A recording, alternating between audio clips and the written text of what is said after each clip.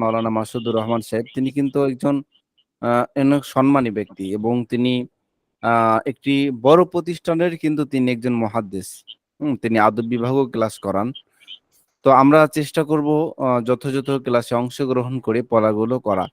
হ্যাঁ, জানি অনেক ভাই রেকর্ড থেকে ক্লাস করছেন, তবে সরাসরি ক্লাস করা আর রেকর্ড ক্লাসের মধ্যে কিছুটা পার্থক্য আছে। কারণ সরাসরি ক্লাসে যতটুকু বুঝবেন রেকর্ড ক্লাস থেকে ততটুকু বুঝবেন না। যদি বুঝতেন তাহলে আমার তো মনে হচ্ছে যে ইউটিউব, ফেসবুকে পৃথিবীর এমন কোনো জ্ঞান নাই যেটা এখন পাওয়া যাচ্ছে না। মোটামুটি পাওয়া যায়, মানে দুনিয়াবি জি জ্ঞানগুলো। ওস্তাদ জি। কিন্তু ওই জি সকল জ্ঞান যদি ইউটিউব দেখেই হয়ে যেত, ভিডিও দেখেই হয়ে যেত, তাহলে তো ভাই আমাদের সরাসরি শিক্ষকের কাছে শিখতে হইতো না। কিন্তু তারপরও অনেক ভাই কিন্তু কোর্স করছে, অনেক বিষয়ে কোর্স করে করে কিনা ভাই বলেন? সেটা অনলাইনেও হইতে পারে, অফলাইনেও হইতে পারে। কিন্তু যেহেতু জামানা এখন একটা মানুষ অনেক কাজ করে একসাথে। আগে একটা সময় ছিল একটা মানুষ একটা কাজ নিয়ে ব্যস্ত থাকতো। একজন বাড়ির ঘরের মেয়েরা তারা দেখেছি একটা কাজ নিয়ে ব্যস্ত থাকতো, একই ধরনের খাবার। আমাদের বাড়িতে আগে কোনো সময় আগেকার জামানায় কোনো মেহমান আসলে তো ওই যে পিঠা বানাও আর হলো আপনার সেমাই। তো এখন জামানা পরিবর্তনের কারণে ওই মেয়েরা করছে কি, ঘরের মেয়েরা বিভিন্ন রকমের আইটেম তৈরি করতেছে। তো এক বছরে যে আইটেমটা খাওয়াইছে পরের বছর আইটেম চেঞ্জ করছে। তো অনেক কাজ করতেছে মানুষ, চিন্তা চেতনার মধ্যে মানুষ অনেক কিছু করতেছে। এখন আল্লাহ তাআলা আমাদেরকে সুযোগ দিয়েছেন যে আমাদের যেহেতু এই প্রতিযোগিতার জামানায় আমাদেরকে বসে থেকে কাজ করলে হবে না, আমাদেরকে যেই কাজ করি সেই কাজের পাশাপাশি যেন আমরা সামনে আরো আগাইতে পারি, আমাদের জ্ঞানকে আমাদের পরিধিকে বাড়াইতে পারি। আমি হয়তো ব্যবসা করছি, অথবা আমি চাকরি করতেছি, অথবা আমি কৃষিজীবী, আমি কর্মজীবী, অথবা আমি হয়তো পড়ালেখা করছি। কিন্তু আমার এই জ্ঞানের চাইতেও যেন আরো কিছু আমার জ্ঞান ডেভেলপ হয়, আরো কিছু জ্ঞান অর্জন করি এবং উম্মাতের কাছে যেন আমি এই যে বাতিল জ্ঞান আছে এবং সঠিক জ্ঞান, হক এবং বাতিল উভয় জ্ঞানকে তারতম্য করে যেন একটা সঠিক সমাধান দিতে পারি। এই জন্য আমাদেরকে সর্বদাই চেষ্টা করতে হবে। হবে কিনা ভাই বলেন? ইনশাআল্লাহ ইনশাআল্লাহ। ইনশাল্লাহ। অতএব আমাদেরকে যেই কাজ করছি না কেন, হ্যাঁ অনেক ভাই আছে যারা হয়তো মসজিদের ইমাম সাহেব আছেন, অনেক ভাই মাদ্রাসায় খেদমত করছেন, অনেক ভাই ডাক্তার আছে, ইঞ্জিনিয়ার আছেন, কিন্তু ওই জ্ঞানের পাশাপাশিও আমরা চাচ্ছি যে না আমাদের জ্ঞানটা আরো বৃদ্ধি হোক, আমরা আরো জাতি এবং উম্মতের কাছে সর্বপ্রকারের জ্ঞানটাকে আমরা যেন তাদের কাছে আমরা কি করতে পারি, উপস্থাপন করতে পারি এবং সঠিক জ্ঞানটাকে যেন সকল বিশ্বের মানুষের কাছে পৌঁছে দিতে পারি। এই লক্ষ্যে কিন্তু আমাদের এই প্রচেষ্টা, কি বলেন ভাই? জি ওস্তাদ জি জি। অতএব আমাদের কিন্তু এই প্রচেষ্টার মূল লক্ষ্য হচ্ছে আরবি জানা, কোরআন ও হাদিসের মহৎ জ্ঞানগুলো অর্জন করে সঠিক জ্ঞানের উপর আমাদেরকে আহ ন্যস্ত হওয়া, সঠিক জ্ঞান সঠিক আমলগুলো করা। এখন আরবি ভাষা, কোরআন হাদিস জানার জন্য আরবি অত্যন্ত জরুরি, আর আরবি জানার জন্য মিজান কিতাবটি অত্যন্ত জরুরি। এসো আরবি শিখি অত্যন্ত জরুরি। অ- অন্তত আপনাদের মধ্যে আমার এক সারি বলেছেন বা আমার এক হুজুর বলেছিলেন যে আমি ওই নার্সারি প্রথম শ্রেণীতে যেভাবে ভালোভাবে পড়ালেখা করেছি, প্রথম ক্লাসগুলো যেভাবে পড়েছি, তো পরের ক্লাসগুলো এখন যে আমি এমএ মাস্টার্স পরীক্ষা দিতেছি, এই পরীক্ষাগুলো আমার কাছে সহজ হচ্ছে। কারণ কি, ওই নিজ ক্লাসগুলো আমি ভালোভাবে করেছি। এই জন্য প্রত্যেকটা জাতির বা প্রত্যেকটা বিল্ডিং এর প্রত্যেকটা জিনিসের দারমাদার কিন্তু হচ্ছে কার উপর, গোড়ার উপর। আপনার গোড়া যদি মজবুত হয়, বাকিগুলো আপনি শুধু হুজুরের পড়াগুলো কোন রকম শুনবেন, অথবা না শুনলেও অন্তত রিভাইজ করতে পারবেন। পারবে কিনা ভাই বলেন? জি ওস্তাদ জি জি। ওস্তাদ যে একটা অবশ্যই। কথা ছিল, হ্যাঁ হ্যাঁ, জি বলেন। কথাটা হচ্ছে ওস্তাদ জি বলা ঠিক হবে কিনা জানি না, তবে যে ক্লাসের ভিতর ক্লাস সংক্রান্ত হলে বলতে পারেন, জি অবশ্যই। জি ক্লাস ক্লাস সংক্রান্ত না সংক্রান্তই। হলে আপনি মেসেজ দিবেন, আমি উত্তর দেবো। জি জি এই বিষয়ে বলতেছি আজকে আমার কাছে আজকের ক্লাসটা একটু অন্যরকম লাগতেছে এবং অনেক ভালো লাগতেছে। ভালো জি লাগতেছে যে এই জন্যই যে আমরা সরাসরি উস্তাদের সাথে সাক্ষাতে ক্লাস না করতে পারলেও অনলাইনে আমরা উস্তাদকে দেখতে পাচ্ছি। জি জি জি কিন্তু অন্যান্য উস্তাদদেরকে আমরা দেখতে পারি না। আমরা যদি এটা জি ভালো হইতো, অন্যান্য উস্তাদরা যদি আপনার মতো ভাবে আইসা আমাদের জি জি পড়াইতো, তার মনে একটা প্রশান্তি পাইতাম। জি জি। আমাদের সকল ওস্তাদ গণই আমাদের নিয়ম হচ্ছে যে হুজুর নাসিহামূলক প্রথমে ক্লাসে ঢুকেই পিছনের পড়াগুলো এবং নাসিহামূলক ক্লাসগুলোর জন্য প্রথমে, মানে হুজুর ওস্তাদ পড়া দিতে লাগলে তার আগ পর্যন্ত ওস্তাদ শিক্ষার্থী সকলেই লাইভ ক্লাস চালু করে, এটা আমাদের কিন্তু অনেক ক্ষেত্রে এই যে বললাম হচ্ছে যে করতে করতেও হয়ে যাক এভাবেই কিন্তু আসলে পার হয়ে যাচ্ছে। কিন্তু আসলে আমাদের নিয়ম হচ্ছে ওস্তাদ যখন প্রথমে ক্লাসে ঢুকেই অন্তত শিক্ষার্থীদের সাথে একটা সম্পর্ক তৈরি হওয়া, শিক্ষার্থীদেরকে চেনা, লাইভ ক্লাস গুলো করার চেষ্টা করবে। এটা আমরা রিপোর্ট করে রাখি, এই কথাটাও রিপোর্ট করে রাখি। জি, তো হুজুর এই বিষয়ে একটু সচেতন করলে ভালো হয়, মাওলানা মাসুদ সাহেব হুজুর। শিক্ষার্থীরা যেন প্রথমে অন্তত ক্লাস শুরু হওয়ার আগ পর্যন্ত তারা যেন লাইভে থাকে, ওস্তাদও থাকবে, শিক্ষার্থীরাও থাকবে। হ্যাঁ, তা আপনারা দেখি লাইভে আসুন তো ভাই, সকলে আসুন, সকলে সবাই লাইভে আসুক। জি, সকলে ভিডিও অন করুন, সকল ভাই, আমরা সকলের দিনই ভাই। হয়তো আপনি যদি স্কুলে মাদ্রাসা আসতেন কত কষ্ট করতে হতো আপনাকে, বাড়ি ঘর কাজ কর্মজীবী সব ছেলে আসতে হতো। তো এখন ওখানে বসেই আপনি দিনের কাজটা করছেন, এলেম শিখতেছেন। কিন্তু অন্তত যদি আমরা একে অপরকে না চিনি তাহলে তো হবে না। শুধুমাত্র মাস্তুরাত বোনেরা যারা দিনী বোন আছেন, দিনী এলেম শিক্ষা অর্জন করছেন পর্দার খাতিরে, তিনারাই শুধু অফ রাখবো, তিনারা অডিও অফ রাখবো, ভিডিও অফ রাখবো। তাদের জন্য আমাদের প্রতিষ্ঠান থেকে আলেমা সাউদা নামে একজন আলেমা শিক্ষিকা আছেন, তিনি তাদের পড়াগুলো ডিভাইস দেন। এই যে ওস্তাদ যে পড়াগুলো পড়াচ্ছে, এই পড়াগুলো কালকে 3টার সময় ওই আমাদের আলেমা শিক্ষিকা তিনি মহিলা শিক্ষার্থীদের পড়াগুলো ডিভাইস করেন। সে সময় আপনারা আপনাদের ইচ্ছাধীন আপনারা লাইভ আসতে পারেন, হ্যাঁ, কথাও বলতে পারেন সেখানে, যেহেতু সেখানে নিরাপত্তার সাথে সেই লিঙ্কে শুধু মেয়েরাই ঢুকতে পারে, অন্য কেউ ঢুকতে পারে না। জি, মাওলানা মাসুদ সাহেব হুজুর, আপনি ক্লাস শুরু করতে পারেন। জি, তো মোহাম্মদ আলী ভাই, আমি তো আপনার যদি লাইভে আসি তাহলে তো স্ক্রিন শেয়ার কিভাবে করব? ও হ্যাঁ, স্ক্রিন শেয়ারের আগে প্রথমে যখন একটু কথা বলবেন পরিচিতিমূলক, তখন লাইভে কথা বললেন, এরপরে যখন কথা বলা শেষ, এখন পড়া দিতে লাগবেন, তখন স্ক্রিন শেয়ার শুরু করলেন। জি জি জি জি ওস্তাদ, এটা ভালো হয়। তাহলে এখন পরে চলে যায়, আজকে এরপর থেকে লাইভে আসবো নি।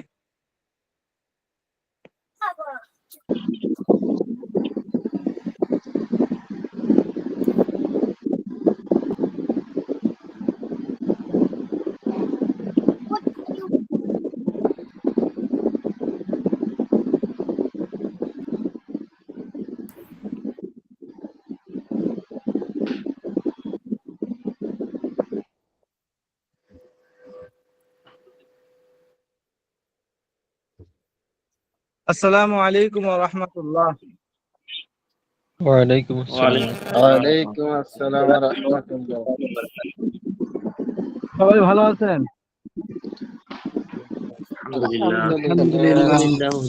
কেমন আছেন উস্তাদ? আছি আলহামদুলিল্লাহ, ভালোই আছি।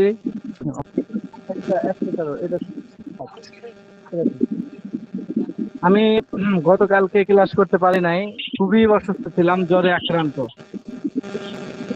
আর বর্তমান জ্বর তো খুবই মারাত্মক, ভয়ানক, মানে পুরা শরীর ব্যথা। হ্যাঁ, এরপরে খুব খারাপ লাগছে। এই এক অবস্থা। তো গতকালকে আমি তো দাঁড়াইতে পারছিলাম না, কথা বলতে পারছিলাম না, কোনো রকম চোখ বন্ধ করে মনে হচ্ছে নামাজ পড়ছি, একটু করে হালকা করে, হ্যাঁ, নামাজটা পড়ছি আর কি। আজকে আলহামদুলিল্লাহ একটু সুস্থ হয়েছি। তো ভাবলাম যে আপনারা প্রথম অবস্থায়, এই জন্য আপনাদের ক্লাসটা করতেই হবে। আসছে, সবাই জয়েন হয়ে জাকারিয়া ভাই, মিট করে দেন। আমার দ্বিতীয় ক্লাস ভাই। এখানে যারা আছেন সবাই কি আমার স্ক্রিন শেয়ার এটা কি দেখতে পাচ্ছেন? জি উস্তাদ জি। জি উস্তাদ, দেখা যাচ্ছে। জি জি, দেখা যাচ্ছে। আচ্ছা, মাশাআল্লাহ। আচ্ছা, তো কতটুকু পড়া ছিল একজন বলতে পারবেন? লফজ পর্যন্ত পড়েছিলেন উস্তাদ জি। জোরে বলেন। হ্যাঁ, কতটুকু? লফজ পর্যন্ত পড়েছেন, লফজ। লফজ পর্যন্ত। লফজ থেকে শুরু হয়ে আসছে, তাই? নিম্নে কালিমা বা পদের বর্ণনা দেওয়া হলো এটুক পর্যন্ত। নিম্নে কালিমা বা পদের বর্ণনা দেওয়া হলো এই পর্যন্ত পড়া ছিল। জি জি জি। আজকে শুরু হবে কালিমার পরিচিতি ও প্রকারভেদ। জি জি মোহাম্মদ আলী ভাই বা আমাদের মোহতামিম সাহেব হুজুর, উনি যে কথাটি আপনাদেরকে বললেন, উনি যেহেতু একজন অভিজ্ঞ মানুষ, এই জন্য ওনার কথার সাথে আমি একমত। এবং উনি যেটা বলেছেন, হ্যাঁ, কয়েকটি কথা বলেছেন, এর মধ্যে গুরুত্বপূর্ণ যে দুইটি কথা সেটি আমি বলি। 1 নম্বর বিষয় হচ্ছে যে আমরা আরবি শিখতে চাই। আরবি শিখতে হলে আমাদের মিজান কিতাবটি ভালোভাবে আত্মস্থ করা, মুখস্থ করা আবশ্যক। 2 নম্বর আরেকটি কথা উনি বলেছেন যে নিচের কিতাবগুলো যদি ভালো করে পড়েন, তাহলে ওপরে গিয়ে আর কোনো সমস্যা হবে না, উপরে একটু এদিক সেদিক হলেও সমস্যা নাই। তো বাস্তব বিষয়টা এমন হয়, কেউ যদি নিচের কিতাবগুলো আপনার যদি 3 বছর পর্যন্ত, হ্যাঁ 2 থেকে 3 বছর পর্যন্ত আপনার যদি এই কিতাবগুলো যেগুলো পড়ানো হবে এই কিতাবগুলো যদি মজবুতির সাথে পড়েন, তাহলে ইনশাআল্লাহ আর কোনো সমস্যা হবে না, আপনারা ভালো আলেম হয়ে যেতে পারবেন। এই জন্য আপনাদের কাছে ইয়া থাকবে যে মনোযোগ সহকারে আপনারা ক্লাসে উপস্থিত থাকবেন। উপস্থিত একটা হাদিসের মানে হাদিসের মধ্যে আছে, হাদিসে এরকম একটা আরবি আছে কিন্তু আসলে ওটা হাদিস না, তাফসীর করে দেয়া গেছে। তো ওটা একটা আর কি আরবি প্রবাদ বাক্য। কথাটা সত্য, লাইসাল খবরু কাল মুআয়ান, দেখার মতো কোনো কিছু হয় না, শুনে শুনে সবকিছু অর্জন করা যায় না। যদি আমি ক্লাসে উপস্থিত থাকি কষ্ট করে, এটার ফায়দা ফলপ্রসূ হবে আর কি। তো এই জন্য আমরা চেষ্টা করব যে ক্লাসের মধ্যে উপস্থিত থাকা, আর এই কিতাবটা খুব ভালোভাবে মুখস্থ করা। প্রথম অবস্থায় অনেক কিছু হয়তো কিছুদিন অস্পষ্ট মনে হবে, কিন্তু আপনার কাজ হবে মুখস্থ করে যাওয়া। 1 নম্বর সবথেকে গুরুত্বপূর্ণ কাজ হচ্ছে মুখস্থ করা। চেষ্টা করবেন বুঝার, হুজুরকে জিজ্ঞেস করবেন। এরপরেও যদি কোনো কারণে একটু বুঝে কম থেকে যায়, কিন্তু আপনার মুখস্থ করতে হবে। এটা হচ্ছে আপনার মূল প্রধান কাজ। এটা যদি আপনি করতে পারেন, তাহলে দেখবেন যে ইনশাআল্লাহ, আমি আমার প্রথম বর্ষের যারা ছাত্র আছে, প্রথম ব্যাচ, এদেরকে বলছিলাম যে আপনারা মুখস্থ করে যান, তারপরে ফায়দা পাবেন। প্রথম অবস্থা একটু কষ্ট হবে। তো ওই ছেলেগুলো এখন শেষ কিতাব শেষই হয় না, এখন বলতেছে হুজুর আপনি বলছিলেন মুখস্থ করতে, আমাদের মধ্যে 2-3 জন আমরা বেশি দেখতেছি পারতেছি, তারা সবগুলো হলো যারা মুখস্থ করছিল। আর মুখস্থ করলে ওই বিষয়টা যখন একটা সময় আসে, বলা মাত্রই বুঝে ফেলি। আর যদি মুখস্থই না থাকে তাহলে পুরোটাই একটা অপরিচিত মনে হয়। এই জন্য মুখস্থ থাকতে হবে আপনার, তাহলে একটু টাচ দিলে আপনি তখন পরবর্তীতে বুঝে ফেলবেন। এই জন্য মূল প্রধান কাজ হচ্ছে এই কিতাবের যতটুকু পড়া দেওয়া হবে পুরোটাই একদম মুখস্থ করে নেওয়া। এবং আপনার অন্যান্য কিতাব যদি আপনারা মানে 6 দিনে 6 ঘন্টা পড়েন, তাহলে আমি বলবো যে এই কিতাবটা আপনাদের প্রত্যেকদিন ওগুলোর সাথে অ্যাড করতে হবে, এবং আপনাকে প্রত্যেক দিনই 1 ঘন্টা করে পড়তে হবে। তা আপনাকে এই কিতাবটা 6 ঘন্টা পড়তে হবে। অন্য সব কিতাবের জন্য যদি আপনি সপ্তাহে 6 ঘন্টা বের করেন, তাহলে এই কিতাবের জন্য আপনাকে 6 ঘন্টা বের করতে হবে। তাহলে আপনি কিভাবে ভালো আলেম হতে হয় তখন আপনি অনুভব করতে পারবেন। জি উস্তাদ জি। হ্যাঁ, আল্লাহ। তো আমাদের পড়া ছিল 11 নম্বর পৃষ্ঠা থেকে। আবার আমি রিপিট করি, আমাদের মূল পড়া কিন্তু শুরু হয়ে যাবে এই লফজ এখান থেকেই। এই জন্য যারা আছি আমরা খুব মনোযোগ সহকারে পড়াটা ধরি। এখানে প্রথমত লফজের যে সংজ্ঞাটা করছে, লফজের সংজ্ঞা বলে যেটা বলছে, মানুষের মুখ থেকে যে আওয়াজ বের হয় তাকে লফজ বা ধ্বনি বলে। আমি একটু অসুস্থ, তাই পিছনে পড়া আজকে শুনলাম না, আপনারা মুখস্থ করে নেবেন। আর আজকে যে পড়া দেওয়া হলো এখান থেকে আমি অলরেডি শুনবো, সামনে থেকে একদম ধারাবাহিকভাবে শুনে যাব। এবং যদি কেউ শোনাতে না পারে তাহলে মানে কষ্ট পাবো আর কি, এটা অবশ্যই মুখস্থ করবেন। লফজের সংজ্ঞা: মানুষের মুখ থেকে যে আওয়াজ বের হয় তাকে লফজ বা ধ্বনি বলে। এই ধ্বনি যদি অর্থহীন হয় তাহলে তাকে মুহমাল বলে, যেমন লাজার, আফাল ইত্যাদি। আর যদি ধ্বনিটি অর্থবোধক হয় তাহলে তাকে মৌজু বলা হয়, যেমন জায়েদ, বকর, খালেদ ইত্যাদি। উল্লেখ্য যে অর্থবোধক লফজকে কালিমা বা পদ বলা হয়ে থাকে। নিম্নে কালিমা বা পদের বর্ণনা দেওয়া হলো। এতটুকুর মধ্যে কি বুঝালো এটা আমাদের বুঝতে হবে। সেটা হচ্ছে যে মানুষ মুখ থেকে যেটা বের করবে, যেটাই বের করুক, এই যে আমি এখন যে কথাগুলো বলছি এগুলো হচ্ছে আমার মুখ থেকে উচ্চারিত লফজ। মানুষ মুখ থেকে যে আওয়াজটাই বের করবে সেটাই হচ্ছে লফজ। বা ধ্বনি, যেটাই বের হোক, মানুষের মুখ থেকে যেটা বের হবে, যাই বের হোক, কান্না যদি বের হয় এটা একটা আওয়াজ বা লব্ধ। তো এখন দেখতে হবে যে যেটা মানুষের মুখ থেকে বের হলো, যে আওয়াজটা, যে ধ্বনিটা বের হলো, এটা অর্থবোধক না অর্থবোধক না, মানে এটা একটা অর্থ রাখে না রাখে না। যদি অর্থবোধক না রাখে তাহলে সেটাকে মুহমাল বলা হয়, মুহমাল।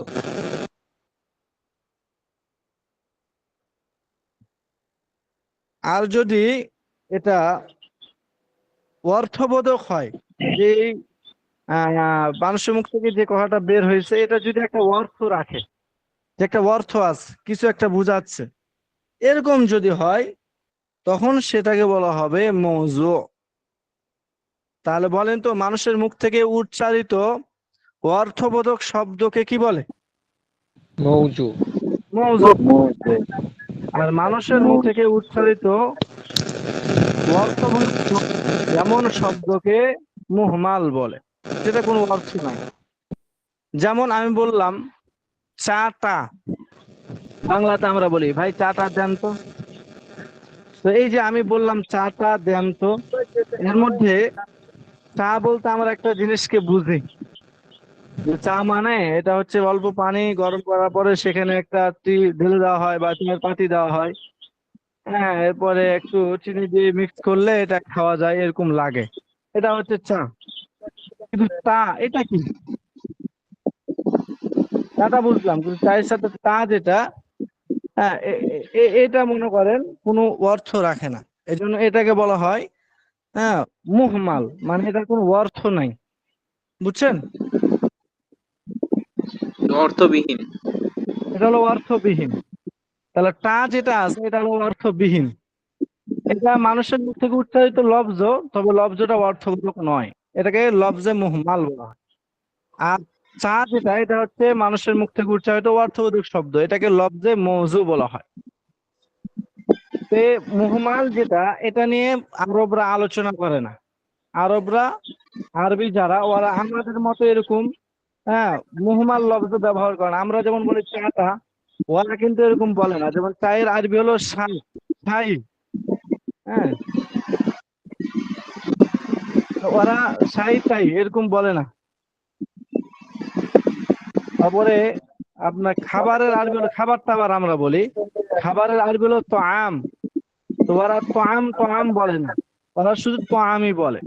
তো আহলে আরবদের নিকটে, আরবদের কাছে বা আরবি ভাষাবিদদের কাছে লফজে মুহমালের কোনো গুরুত্ব নাই, ওরা এটা নিয়ে আলোচনা করে না। এজন্য মিজান কিতাবের মধ্যেও লফজে মুহমাল নিয়ে কোনো আলোচনা হবে না। এখানে লফজে মৌজু নিয়ে আলোচনা হবে। লফজ যেটা অর্থবোধক লফজ, এটাকে কালিমা বলা হয়। এটা কি বলা হয় সবাই বলেন? হ্যাঁ, কালিমা বলা হয়। কালিমা বলা হয়। সবাই মিউট করে রাখেন।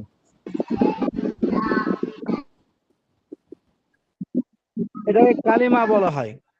কালিমা বলেন, পদ বলেন, যেটাই বলেন, হ্যাঁ, সমস্যা নাই। লফজ বলতে পারবেন, কালিমা বলতে পারবেন, পদ বলতে পারবেন, যেটাই হোক। এরপরে আমাদের পড়া আসছে কালিমা এর পরিচিতি ও প্রকারভেদ, বা লফজ এর পরিচিতি ও প্রকারভেদ, বা পদ এর পরিচিতি ও প্রকারভেদ। কালিমা এর পরিচয়। অর্থবোধক একক শব্দকে কালিমা বলে।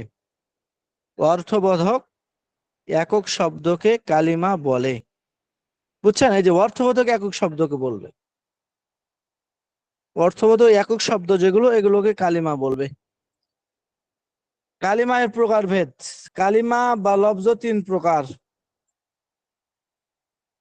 কালিমা তিন প্রকার। 1 নম্বর ইসিম, যেমন রজুলুন। 2 নম্বর ফেল, যেমন নাসরা। 3 নম্বর হরফ, যেমন মিন। এখানে কালিমা তিন প্রকার, ইসিম ফেল হরফ বলছে, কিন্তু ইসিম সংজ্ঞা না জানলে আমি বুঝতে পারবো না, এই জন্য পরবর্তীতে ইসিমের সংজ্ঞা দিয়েছে। ইসিম কাকে বলা হয়? ইসিম এর পরিচয়। ইসিমের পরিচয় দেখেন, ইসিমের পরিচয়, ইসিমের পরিচয় যে কালিমা অন্য কোনো শব্দের সাহায্য ছাড়াই নিজের অর্থ নিজে প্রকাশ করতে পারে এবং তার অর্থের মধ্যে অতীত, বর্তমান বা ভবিষ্যৎ কালের কোনো কাল পাওয়া যায় না, তাকে ইসিম বলে। যেমন রজুলুন, একজন পুরুষ। খেয়াল করবেন, কালিমা, যে কালিমা অন্য কোনো শব্দের সাহায্য ছাড়াই নিজের অর্থ নিজে প্রকাশ করতে পারে, তার অর্থের মধ্যে অতীত, বর্তমান, ভবিষ্যৎ কালের কোনো কাল পাওয়া যায় না, তাকে ইসিম বলে। যেমন রজুলুন, একজন পুরুষ। তো রজুলুনটা ইসিম কেন? বলছে রজুলুন মানে একজন পুরুষ, এই অর্থটা বোঝানোর জন্য সে অন্য কোনো কালিমার মুখাপেক্ষী না, অন্য কোনো কালিমার সাহায্যের প্রয়োজন তার নাই। এবং একজন পুরুষ, এর মধ্যে কোনো কালও পাওয়া যায় নাই, অতীত কাল, বর্তমান কাল, ভবিষ্যৎ কাল, কোনো কাল নাই। কারণ মানুষ তো মানুষই, এর মধ্যে আবার অতীত, বর্তমান, ভবিষ্যৎ কি? নাকি এরকম যে এখন মানুষ আছে, ভবিষ্যতে মানুষ থাকবে না, অতীতে মানুষ ছিল না, এখন ফের মানুষ, এরকম নয়। তো একজন পুরুষের মধ্যে জি উস্তাদ জি, আমাদেরকে আরবি শিখিতে পড়ানো হয়েছে ইসিম কাকে বলে। ইসিম হলো যে কোনো শব্দের বস্তু বা ব্যক্তির নাম বোঝায় বা স্থানের নাম বোঝায়, তাকে ইসিম বলে। হুম, তো ওই ইসিম আর এই ইসিম কি একই? আবার বলে কি বোঝানো, কি বলা হয়েছে? মানে আমাদেরকে আরবি শিখিতে শুরুতে পড়ানোর সময় ইসিম কাকে বলে, হ্যাঁ। মানে যে কোনো শব্দ বা কোনো ব্যক্তি বা বস্তুর নাম বোঝায় তাকে ইসিম বলে, আমরা আমাদের পড়াইছে আর কি। ও, বলতে চাচ্ছিলাম যে ওই ইসিম আর এই ইসিমের পরিচয় একই নাকি? হ্যাঁ হ্যাঁ, একই একই, ওখানে সহজ ভাবে বুঝাইছে আর কি। ওটা হলো ওই সংজ্ঞাটা আপনার ছোটদেরকে বোঝানোর জন্য ওটা বলা হয়েছে, কিন্তু মূল সংজ্ঞা আপনার ইসলামের যেটা, এটা যতগুলো আরবি কিতাব পাবেন বা যতগুলো আরবি, আপনার আরবি ব্যাকরণ শিক্ষা যতগুলো কিতাব পাবেন, সমস্ত কিতাবের মধ্যে এই সংজ্ঞা করা হয়েছে। আর এই আরবি শিখির মধ্যে যে সংজ্ঞাটা করা হয়েছে, উনি হচ্ছেন ওটা ইসিমের সংজ্ঞাটা বুঝে উনি ওনার মতো করে ছাত্রদেরকে বোঝানোর জন্য একটা সংজ্ঞা তৈরি করছেন। ওই সংজ্ঞার ভিতরে এই সংজ্ঞাটাই আপনি খুঁজে পাবেন, যে যে কোনো ব্যক্তি বস্তু বা যে কোনো ব্যক্তি বস্তুর নামকে ইসিম বলা হয়, তাই না? এই জি জি নাম, এটা হচ্ছে আপনার ওই নামের, প্রত্যেকটা নামের মধ্যেই আপনার কাল পাওয়া যাবে না, এবং ওই অর্থটা নিজে নিজে বুঝে আসবে। হ্যাঁ, ওটা মানে ব্যাপক না আর কি, এটা এই সংজ্ঞাটা ব্যাপক। যেমন আপনি যে কোনো ব্যক্তি বা বস্তুর নাম ধরেন, আহমদ, আব্দুল্লাহ, খায়রুল ইসলাম, তো এটা বলার সঙ্গে সঙ্গে কিন্তু অর্থ আমরা বুঝি যে এটা কি বুঝাচ্ছে, এর মধ্যে কোনো কাল পাওয়া যায় না, ঠিক আছে? বা একটা বস্তুর নামে বলেন গরু, বকরি, তো এটা বলার সঙ্গে সঙ্গে আমরা গরু বলতে গরুকে বুঝি যে 4 পা আছে, বকরি বলতে বকরি বুঝি যে এরকম, বকরিটা এরকম, এবং এর মধ্যে কোনো কাল থাকে না। তো এটাও ইসলাম। তো ওটাকে সহজভাবে বোঝানোর জন্য বলছে, কিন্তু ওটা ব্যাপক না আর কি। আর এই সংজ্ঞা যেটা, এটা ব্যাপক, এই সংজ্ঞার বাইরে কেউ যেতে পারবে না, বুঝছেন? জি জি ইসিমের এই সংজ্ঞাটাই হচ্ছে মূল সংজ্ঞা। তাহলে কি বলা হয়েছে? ইসিম। তাহলে খেয়াল রাখতে হবে, ইসিম মানে হচ্ছে যে যার মধ্যে মানে কোনো কাল পাওয়া যাবে না এবং নিজেই অর্থটা বোঝাতে পারবেন, অন্যের মুখাপেক্ষি হবে না। এবার আপনি দেখেন এরকম কি আছে যে নিজেই বুঝাতে পারে নিজের অর্থ এবং কাল পাওয়া যায় না। যেমন আপনারা তো বললেন বিভিন্ন ব্যক্তি বা বস্তুর নাম, এই সবগুলো ইসিম। কেন? এগুলোর অর্থ নিজে নিজে বুঝে আসে, কারোর মুখাপেক্ষি হয় না, এর মধ্যে কালও পাওয়া যায় না। আর একটা আমি বলি, মাদ্রাসাতুন, একটি মাদ্রাসা, এটা ইসিম না ফেল না হরফ যদি বলা হয়, তখন আমরা বলবো যে এটা ইসিম। কেন ইসিম?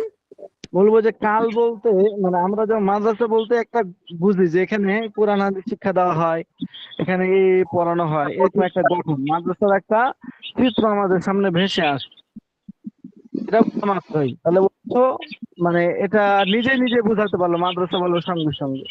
এবং এর মধ্যে কোনো কাল নাই যে মাদ্রাসা মানে এটা অতীত কাল, বর্তমান কাল, ভবিষ্যৎ কাল, এরকম কোনো কিছু নাই। এই জন্য এটা হচ্ছে একটা ইসিম। মসজিদুন, একটি মসজিদ, এটা ইসিম না ফেল না হরফ যদি বলা হয় যে এটা কোন কালিমা, ইসিম কালিমা না ফেল কালিমা না হরফ কালিমা, তো আমরা মসজিদ, এটা হচ্ছে ইসিম। কেন? আর মসজিদ বলতে আমরা একটা অর্থ, এবং এটা বুঝতে আমরা কাল হয় না, এর মধ্যে কোনো কাল পাওয়া যায় না। বাইতুন মানে ঘর, এই বাইতুন বলার সঙ্গে সঙ্গে আমরা ঘর বুঝি, অর্থ বুঝতে কারো শব্দের মুখ কোনো শব্দের মুখাপেক্ষি না, বাইতুন বলা মাত্র আমি বুঝে ফেললাম, এর মধ্যে কোনো কাল নাই, এগুলো এইগুলো হচ্ছে ইসিম। আচ্ছা, এগুলো উস্তাদ ইসিম। জি, একটা কথা আছে। হ্যাঁ বলেন। কোনো আহ, লোক বা কোনো যদি কোনো বাচ্চা বা কোনো যাওকে যে কোনো কোনো মানুষকে যদি ডাক দেওয়া হয়, যেরকম বলা হয় হে ছেলে তুমি এদিকে আসো, হে ছেলে, এটা এটা তো এসএম হবে, তাই না উস্তাদ জি? আবার বলেন, হে ছেলে। যদি কোনো আহ, আহ, কোনো কাউকে ডাকা হয় যে এরকম বলে যে হে ছেলে বা হে মেয়ে তুমি এদিকে আসো, হে মেয়ে, এটা তো এসএম হবে, তাই না? হ্যাঁ হ্যাঁ হ্যাঁ, এটা ইসিম ইসিম, এবং এটা জি মুনাদা। ইসিম, এটা হলো মুনাদা, মুনাদা ইসিম। জি উস্তাদ জি, ঠিক এটাই আছে। আর কি জি হুম। ছেলে বলতেই তো এটা ইসিম, কারণ ছেলে বলতেই তো বুঝে, ওই ছেলে বলার সঙ্গে সঙ্গে তো আপনার একটা রূপ সামনে ভেসে উঠছে, এর জি মধ্যে জি কোনো কাল নাই। জি আচ্ছা, এ গেল ইসিম এর পরিচয়। তাহলে ইসিমের যে পরিচয় গেল, ইসিমটা এটা কার প্রকার বলেন তো? ইসিমটা কার প্রকার? কালিমা। ইসিমটা হচ্ছে কালিমার প্রকার। কালিমা তিন কালিমা। প্রকার, এর মধ্যে একটা হচ্ছে ইসিম। 2 নম্বর হচ্ছে ফেল। ফেল এর পরিচয়, যে কালিমা অন্য কোনো শব্দের সাহায্য ছাড়াই নিজের অর্থ নিজে প্রকাশ করতে পারে। যে কালিমা অন্য কোনো শব্দের সাহায্য ছাড়াই নিজের অর্থ নিজে প্রকাশ করতে পারে এবং তার অর্থের মধ্যে 3 কালের কোনো এক কাল পাওয়া যায়, তাকে ফেল বলে। যেমন দরাবা, সে প্রহার করলো। আগের মতোই ইসিম নিজে নিজের অর্থ প্রকাশ করতে পারে, কাল নাই। আর ফেল হলো নিজে নিজে অর্থ প্রকাশ করতে পারে, অন্য কোনো শব্দের মুখাপেক্ষি নয়, এবং তার মধ্যে কাল পাওয়া যাবে, শুধু এতটুকু। কাল পাওয়া যায় তার মধ্যে। ফেল যেটা, এর মধ্যে শুধু কালটা পাওয়া যাবে আর কি, কিন্তু নিজে নিজে অর্থটা বোঝাতে পারবে। হ্যাঁ, অতীত কালও পাওয়া যেতে পারে, বর্তমান কালও পাওয়া যেতে পারে, ভবিষ্যৎ কালও পাওয়া যেতে পারে, যে কালই পাওয়া যাক। ইসিমে কাল নেই যদি আর কোনো ফেলে কাল ইসিমের আছে। মধ্যে, যদি কোনো শব্দের মধ্যে কাল পাওয়া যায় আর নিজের অর্থ বোঝাতে পারে, তাহলে সেটা হচ্ছে ফেল। যেমন দরবা, সে প্রহার করলো, তো সে প্রহার করলো বা করেছে, এটা বলার সময় দরাবা শব্দ বলা মাত্রই অর্থটা বুঝতে পারলাম, অন্য কোনো শব্দের আমি মুখাপেক্ষী হলাম না। যে দরাবা জাইদুন আমরান বা দরাবা মিন, এরকম কোনো কিছু বলার দরকার নাই, বলা ছাড়াই বুঝতে পারলাম। এবং এর মধ্যে একটা কাল আছে, সে প্রহার করেছে, অতীত কাল আছে। তাহলে এটা হচ্ছে ফেল, কেন? কাল আছে এবং অর্থ বোঝাতে পারছে।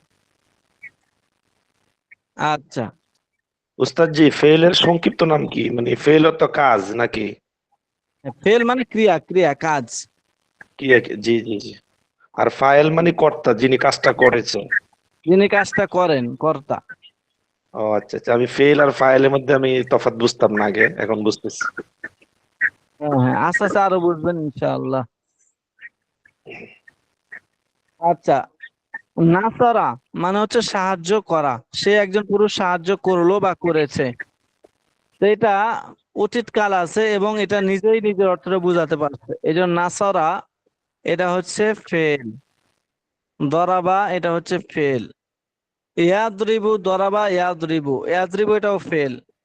সে একজন পুরুষ প্রহার করতেছে বা করবে, মারছে বা মারবে, এটাও নিজে নিজে অর্থ বুঝাতে পারছে বলা মাত্র, এবং এর মধ্যে কাল পাওয়া গেছে, বর্তমান কাল। এজন্য এটা হচ্ছে আপনার ফেল। আর একটা হচ্ছে হরফ।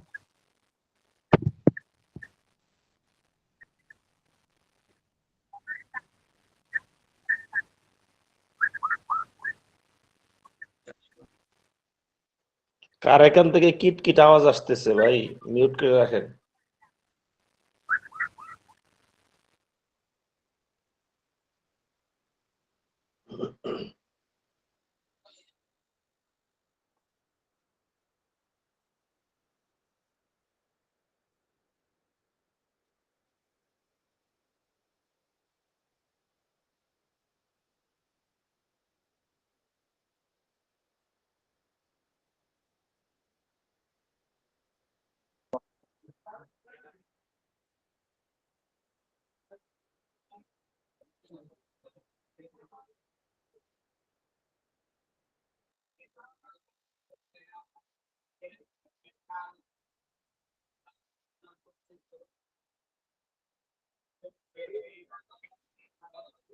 উস্তাদ জি, আওয়াজ আসতেছে না। আচ্ছা, সবাই মিউট করে রাখেন একটু, হ্যাঁ। আচ্ছা, ফেলের পরিচয় আমরা পাইলাম। হরফের পরিচয়, যে কালিমা অন্য কোনো শব্দের সাহায্য ব্যতীত নিজের অর্থ নিজে প্রকাশ করতে পারে না তাকে হরফ বলে। যেমন মিন অর্থ থেকে বা হতে, কিন্তু কোথা থেকে যদি বলা হতো হয় যে মিন ফেনি, তাহলে বোঝা যায় ফেনি থেকে। এখানে ফেনি শব্দের সাথে মিন হরফটি আসাতে মিন অর্থ বোঝা গেছে। এখানে হরফের যে সংজ্ঞা দিছে সেটা হলো পরিচয়, যে মিন বা মানে হরফ, হরফ সে নিজে নিজের অর্থ বুঝাতে সক্ষম নয়, নিজে নিজের অর্থটা বুঝাতেই পারবে না, এটা হলো হরফ। যেমন মিন মানে থেকে, কিন্তু থেকে, মিন মানে থেকে, কিন্তু থেকে বলার থেকে আমরা কিছু বুঝলাম না, থেকে বলার দ্বারা আমরা কিছু বুঝি না। কারণ মিন এর একটা অর্থ আছে, অর্থটা হলো যে মিন মানে শুরু আর ইলা মানে শেষ। কিন্তু মিন মানে যে শুরু বা থেকে যেটা আছে, এটা আমরা যখন মিন মানে থেকে অর্থ করব তখন বুঝতে পারবো না। কিন্তু যখন একটু শব্দ ওর সাথে অ্যাড করব, যুক্ত করব, যেমন আমি বললাম যে মিন সিরতু মিন ঢাকা ইলা চিটাগং, আমি ঢাকা থেকে চিটাগং সফর করেছি। তাহলে আমার সফরের শুরু ঢাকা হয়েছে, আমি ঢাকা থেকে সফরটা শুরু হয়েছে, আর এটা শেষ হয়েছে গিয়ে চিটাগংয়ে।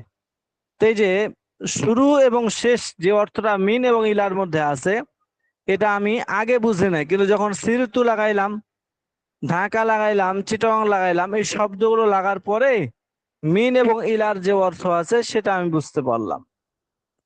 তাহলে মিন এবং ইলার অর্থটা এটা অন্য শব্দের সাথে মিলানোর পরে বুঝে আসলো। তার আগ পর্যন্ত মিনের যে মূল অর্থ, যে থেকে মানে শুরু আর ইলা মানে পর্যন্ত শেষ, এই অর্থটা আমার বুঝে আসেনি। তাহলে হরফ বলা হয় যে যে নিজেই নিজের অর্থটা বুঝাতে সক্ষম হবে না, তার অর্থ বোঝানোর জন্য সে অন্যের দিকে মুখাপেক্ষী হবে। আচ্ছা হুজুর, ফেনী মানে কি? ফেনী মানে একটা এলাকার নাম, এটা ফেনী বাংলাদেশের একটা এলাকার নাম হলো জেলায়। ফেনী। হ্যাঁ, এটা হুজুর এটা বোঝানোর জন্য বলছে, বুঝছেন? এটা আপনি আবার ফেনী হুজুর মানে অন্য কিছু মনে করেন না। যেমন আমি এখানে উদাহরণ এটা বলতে পারি যে মিন কলকাতা ইলা দিল্লি, কলকাতা থেকে দিল্লি পর্যন্ত আমি সফর করেছি। তো মিন কলকাতা ইলা দিল্লি, মিন কলকাতা ইলা দিল্লি, এই কলকাতা এবং দিল্লি এবং সিরতু, এই শব্দগুলোর কারণে মিন এবং ইলার অর্থটা আমার বুঝে আসছে। তার আগ পর্যন্ত আমি যদি বলতে শুধু মিন মানে থেকে, থেকে বলতে কি আমি বুঝি নাই। কিন্তু যখন বললাম আমি যে আমি সিরতু মিন কলকাতা ইলা দিল্লি, আমি কলকাতা থেকে দিল্লি পর্যন্ত সফর করেছি, তা আপনি কি বুঝবেন? যে আমার সফরটা শুরু হয়েছে। বা বললাম যে সারা জাইদুন মিন কলকাতা ইলা দিল্লি, যে জায়েদ কলকাতা থেকে দিল্লি সফর করেছে, তা আপনি জায়েদের সফরটা শুরু করতেই বুঝবেন যে সফরের শুরুটা হয়েছে কলকাতা থেকে আর শেষ হয়েছে গিয়ে দিল্লিতে। এই যে জিনিসটা আপনি বুঝলেন, শুরু এবং শেষ, এটা আপনার অন্য শব্দের সাথে মিলার কারণে মিন এর অর্থ যেটা ছিল, ইলার অর্থ ছিল, এটা বুঝে আসলো। তার আগ পর্যন্ত এটা বুঝে আসবে না, বুঝছেন? হুজুর এখানে কোনো কাল পাওয়া যাবে না? হ্যাঁ বলেন, প্রশ্ন করেন, বলেন। এখানে কালের হিসাব আসবে না হুজুর? কাল না না না, এখানে কালের এখানে কোনো প্রশ্নই নাই।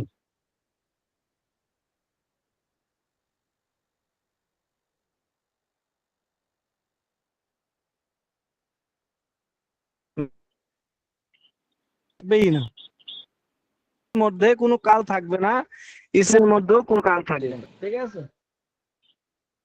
জি, বুঝতে পেরেছি। জি বুঝছেন? হুম।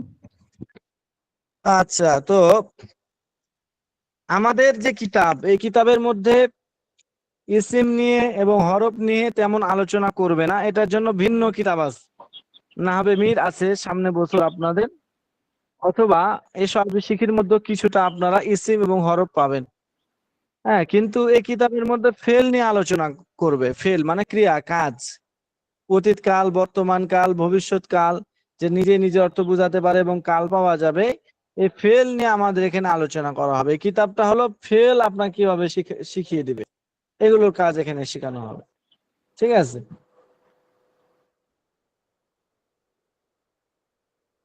তো আজকে আপনারা এতটুকু মুখস্থ করবেন, আজকে এতটুকুই পড়া, এটা খুব ভালোভাবে মুখস্থ করবেন এবং বিভিন্ন আরো শব্দ দিয়ে আপনার বাংলায় হোক বা আরবিতে পারলে আরবিতে আপনারা ইসিম, ফেল এবং হরফ নির্ণয় করবেন। দেখবেন যে ইসিমের সংজ্ঞা অনুযায়ী এটা কি ইসিম হয়েছে কি হয় নাই, ফেলের সংজ্ঞা অনুযায়ী এটা ফেল হয়েছে কি হয় নাই, হরফের সংজ্ঞা অনুযায়ী এটা কি হরফ নয়, এগুলো আপনারা নির্ণয় করবেন। তো এই লফজ থেকে নিয়ে এই আফআলে মুতাসাররিফার আগ পর্যন্ত, মানে এই যে অর্থ বোঝা গেছে, মিনের অর্থ বোঝা গেছে এই পর্যন্ত, এটা আপনার একদম ঠোঁটস্থ করে ফেলবেন। আগামীকালকে আমাদের এই যে ফেলের আলোচনা শুরু হয়ে যাবে।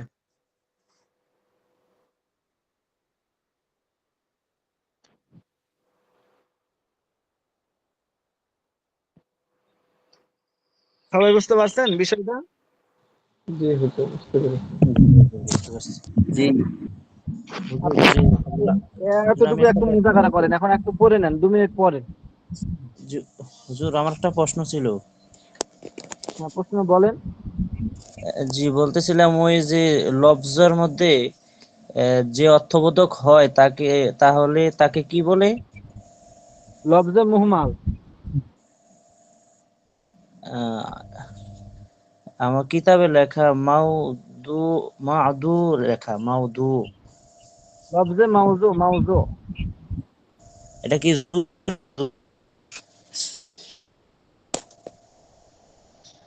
আর বলেন, কি বললেন? মাউদু হ্যাঁ, শব্দটা লফজে মাউজু।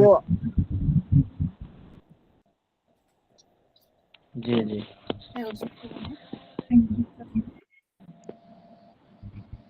আচ্ছা, আর কারো কোনো প্রশ্ন?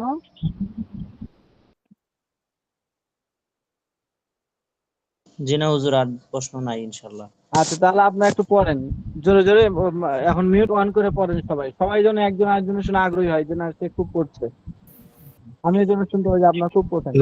লফজের সংজ্ঞা: মানুষের মুখ থেকে যে আওয়াজ বের হয় তাকে লফজ বা ধ্বনি বলে। এই ধ্বনি যদি অর্থহীন হয় তাহলে তাকে মুহম্মাল বলা হয়। যেমন আকল, লাজ্জাত ইত্যাদি। আর যদি ধ্বনিটি অর্থবোধক হয় তাহলে তাকে মাউদু বলা হয়। যেমন মানুষের মুখ থেকে যে আওয়াজ বের হয়, মানুষের মুখ থেকে যে আওয়াজ বের হয় তাকে লফজ বা ধ্বনি বলা হয়। যে আওয়াজ এই ধরনের তাকে কালিমা বা পদ বলা হয়ে থাকে।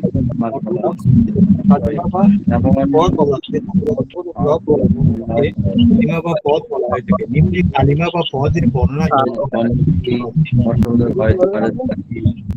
মানুষের মুখ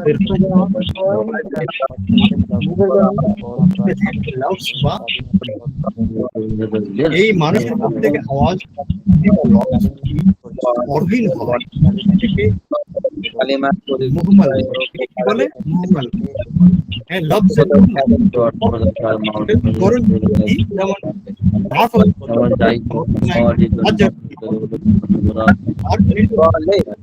প্রথম দুইটা বলি।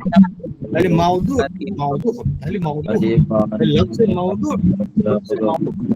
যেমন খালিদুন, মানুষের মুখ থেকে যে আওয়াজ মানুষের মুখ থেকে যে আওয়াজ বের হয় তাকে মাউদু বলে। যদি অর্থ হয় তাহলে তাকে মুহম্মাল বলে।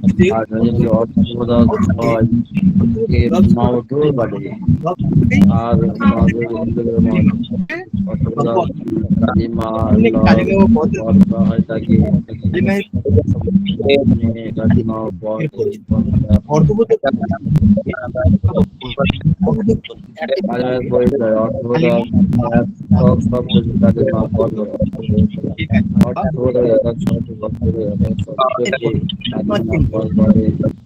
কালিমা বা কালিমা তিন প্রকার। ইসম যেমন রজুলুন, ফেল লিল, নাসারা, ইসম ফেল হরুফ।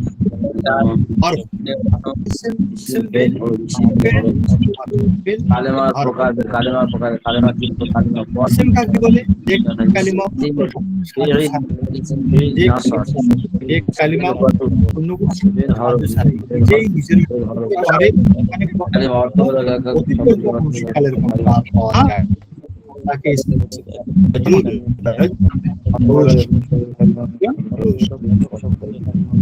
কালিমা যে কালিমা অন্য কোনো শব্দ ছাড়াই নিজের অর্থ নিজে প্রকাশ করতে পারে কিন্তু অতীত বর্তমান এবং ভবিষ্যৎ কোনো কাল অর্থ হলো একক শব্দ কিংবা ভবিষ্যৎ কোনো কাল যায় না বলে তাকে ইসম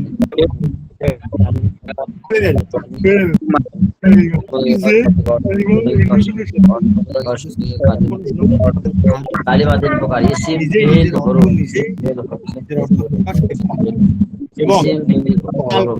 ফিল হরফ। ইসিম কাকে বলে? যে কালেমা অন্য কোনো শব্দের সাহায্যে ছাড়াই অর্থ প্রকাশ করতে পারে।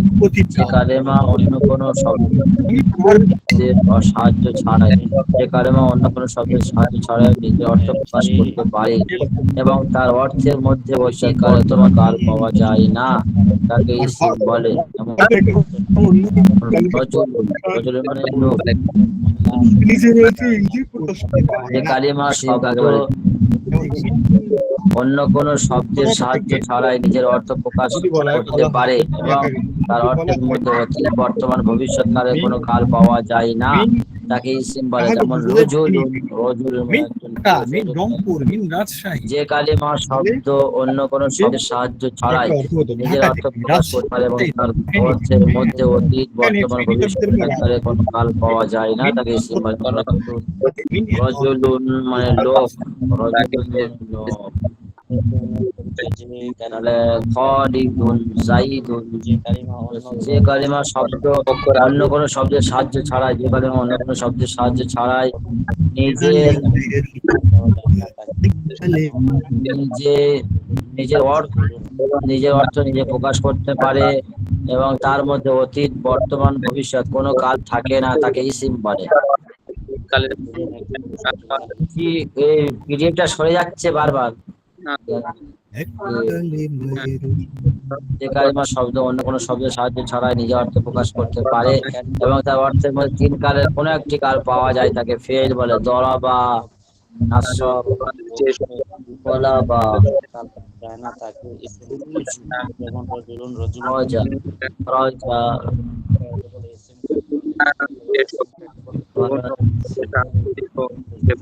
ওয়াদা, ইয়াতুলুবু। কালিমা শব্দের সাহায্য ছাড়াই নিজের অর্থ নিজে প্রকাশ করতে পারে এবং তার অর্থের মধ্যে কোনো এক কালের একটি কাল, কোনো তিন কালের একটি কাল পাওয়া যায়, তাকে ফেল বলে। আর যে কালিমা শব্দ কোনো অন্য কোনো শব্দের সাহায্য ব্যতীত নিজের অর্থ নিজে প্রকাশ করতে পারে না, তাকে হরফ বলে। যেমন মিন অর্থ থেকে, কিন্তু কোথা থেকে যদি বলা হয় মিন মিন ফিনি, তাহলে বোঝা যায় ফিনি থেকে। এখানে মিন শব্দের সাথে মিন হরফটি আসছে, মিনের অর্থ বোঝা গেছে। যে কোনো শব্দ, যে কালেমা অন্য কোনো শব্দের সাহায্য ছাড়াই নিজে অর্থ নিজে প্রকাশ করতে পারে, একটু শুনেন, তার অর্থের মধ্যে অতি বর্তমান ভবিষ্যৎ কোনো কাল পাওয়া যায়। জি একটু তো এই জন্য আমি বিদায় নিচ্ছি। ওষুধ খেতে হবে, ভাত খেতে হবে, আবার ওষুধ খেতে হবে। আপনাদের আমি যে পড়াটা দিছি মেরে হোয়াটসঅ্যাপে দিয়ে দিচ্ছি, আপনারা ওখান থেকে পড়েন। হ্যাঁ, গেলাম, আপনারা ওখান থেকে পড়েন। ঠিক আছে, জি উস্তাদ জি। আমাদের বই আছে আসসালামু আলাইকুম ওয়া রাহমাতুল্লাহ। ওয়ালাইকুম আসসালাম।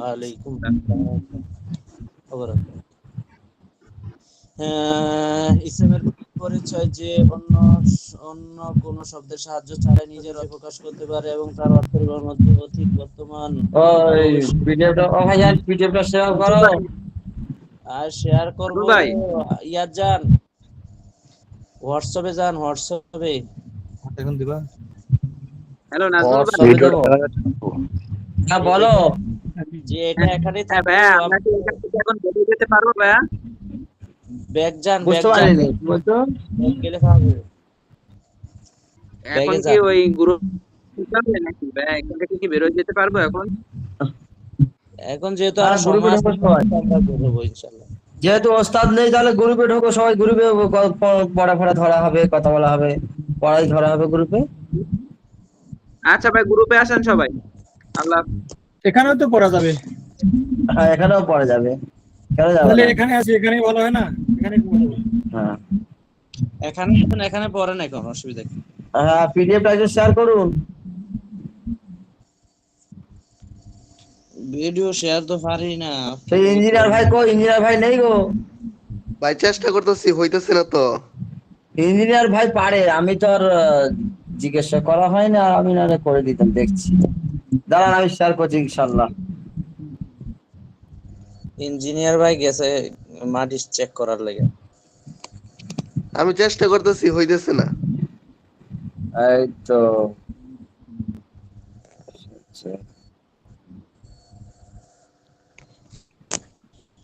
আবার যাই। ইসলামের কালিমা অন্য শব্দের সাহায্য ছাড়াই নিজের অর্থ নিজে প্রকাশ করতে পারে এবং তার অর্থের মধ্যে অতীত বর্তমান বা ভবিষ্যৎকালে প্রকাশ পাওয়া যায় না। তাকে যেমন একজন পুরুষ এসএম এর পরিচয় যে কালিমা অন্য কোন শব্দের সাহায্য ছাড়া নিজের অর্থ নিজেই প্রকাশ করতে পারে এবং তার অর্থের মধ্যে অতীত বর্তমান বা ভবিষ্যৎকালের কাল পাওয়া যায় না, তাকে এসএম বলে। যেমন রজুলুন একজন পুরুষ, যেমন রজুলুন একজন পুরুষ। এসএম এর পরিচয় কালিমা যে কালিমা অন্য কোন শব্দের সাহায্য ছাড়াই নিজের অর্থ নিজে প্রকাশ করতে পারে এবং তার অর্থের মধ্যে অতীত বর্তমান ভবিষ্যৎকালের কোন কাল পাওয়া যায় না, তাকে এসএম বলে। যেমন রজুলুন একজন পুরুষ, যেমন রজুলুন একজন পুরুষ। আপনাদের কাছে যাদের বই নাই আমি পড়ি, আপনারা শুনেন নাকি না? হ্যাঁ হ্যাঁ ওই বইটা ব্যবস্থা করা যাবে না? নাজমুল ভাই চেষ্টা করেন